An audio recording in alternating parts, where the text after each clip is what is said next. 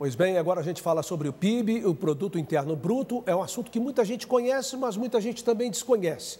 Para falar e esclarecer sobre esse assunto com a gente aqui em nossos estúdios, recebemos o Bruno Cunha, que é economista. Bruno, seja bem-vindo, muito obrigado por estar conosco. Eu começo perguntando para você o seguinte: o que é o PIB, para que serve o PIB, como é que o PIB interfere na vida dos brasileiros?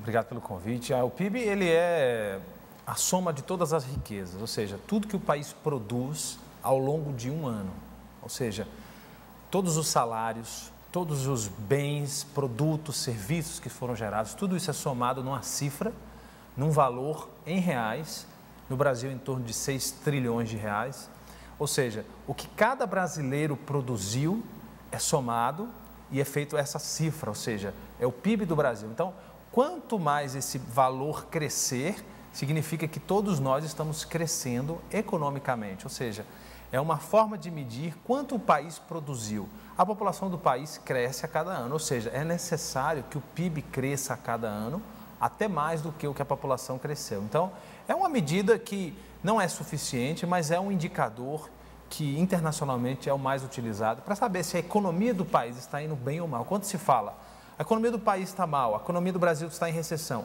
está se falando do PIB, ou seja, o PIB é a minha vida e a sua vida individual somada em todos os brasileiros. Significa que quanto mais o país produz, mais empregos tem, é isso? Com certeza. É isso que eu ia perguntar, que relação tem o PIB com o emprego no Brasil, a geração de empregos? Exatamente.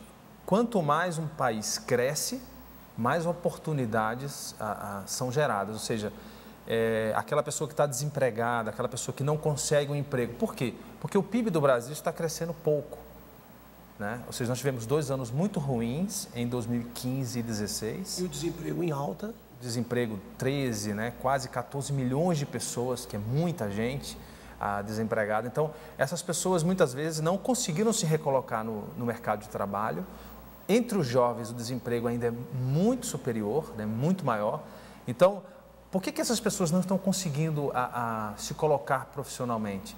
Porque o PIB do país está crescendo muito pouco, né? 2017, 2018, o PIB cresceu 1,1%, ou seja, é muito pouco para a dimensão do país, do tamanho do Brasil.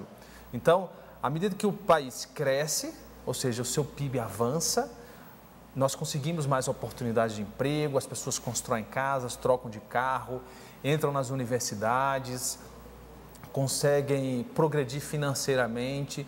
Então, é uma medida que soma a riqueza do país inteiro. Então, se o PIB não cresce, novas oportunidades de emprego não aparecem. Então, o Brasil cresceu em 2018, mas cresceu muito pouco. E, por isso, o desemprego ainda é muito resistente. Aí tem uma série de fatores também. E a corrupção também acaba comprometendo o PIB, não compromete? A interferência dos agentes públicos, muitas vezes, no gerenciamento de tudo isso, dessa riqueza, não? A corrupção no Brasil, já se usou essa expressão, ela era endêmica, né? ou é ainda endêmica, né?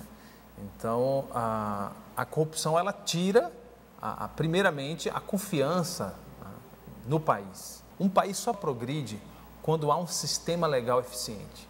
Os países mais avançados, cujo PIB cresce de forma mais acelerada, exatamente porque ela tem um sistema legal que funciona, ou seja, a corrupção é punida. E atraindo investidores, né, Bruno? Com certeza.